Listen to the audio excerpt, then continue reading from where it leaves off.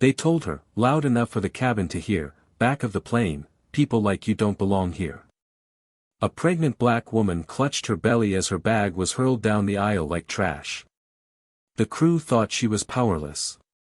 But who dares humiliate the wife of a mafia boss? The engines roared as the story began.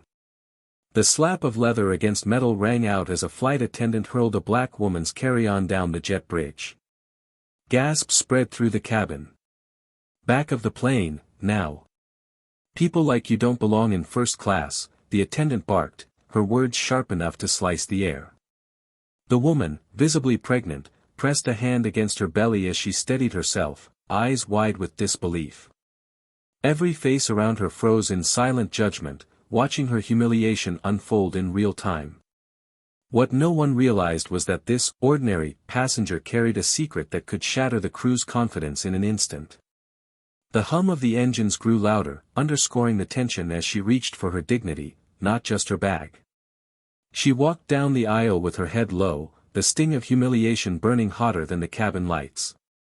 Each step felt heavier, the swell of her belly pressing against the thin fabric of her hoodie. The stares were unrelenting, some pitying, others suspicious, as if she were a trespasser caught in the wrong place. One woman muttered under her breath, probably trying to sneak in. The flight attendant's words still echoed, "Back of the plane." A simple sentence, but it cut deeper than any blade. When she reached her cramped row, the overhead bin slammed shut before she could lift her bag. A passenger shoved their headphones back on, pretending not to notice her struggle. A tiny detail twisted the knife. The attendant returned moments later to offer champagne to a man in a suit, yet left her with nothing, not even water. She tightened her grip on the seat back, fighting for balance as turbulence rattled the plane. Alone, pregnant, and stripped of dignity, she whispered to herself, "What would you do if this happened to you?" The turbulence eased, but the storm inside the cabin had only begun. From the front, the same flight attendant marched back, her voice pitched high enough for Rose to hear.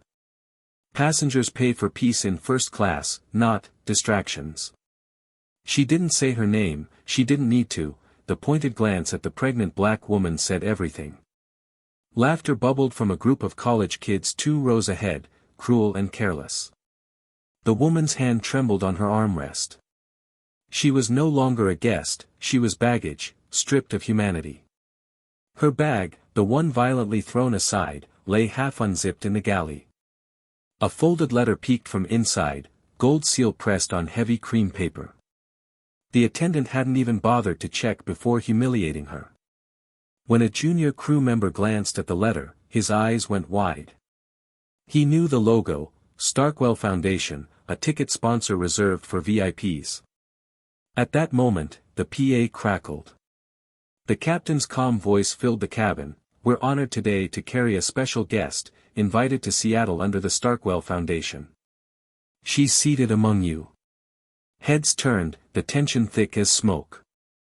The attendant froze mid-stride, color draining from her face. The passengers realized in unison, the woman they just watched degraded wasn't just another traveler. She was the honored guest, and the wife of a man whose name made even the boldest flinch.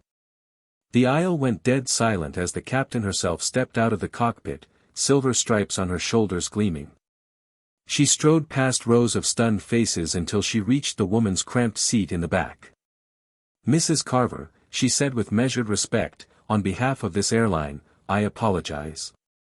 You were never supposed to be treated this way." Murmurs rippled, Carver. The name alone made jaws clench. Every major paper in America had written about her husband's empire. The flight attendant who had thrown her bag stood pale and shaking, trying to speak. I thought it was a mistake," but the woman's calm voice cut through the air, "It wasn't a mistake. You saw my skin and my belly and decided I didn't belong." The words landed like a verdict, final and absolute. The captain nodded, turning to the crew. "Retrieve her luggage. Now." Passengers applauded, the sound rising like thunder. The woman leaned back, resting a protective hand on her stomach. "Respect shouldn't be conditional. Not for me, not for anyone. If you believe justice must always win, drop a comment and subscribe for more stories like this.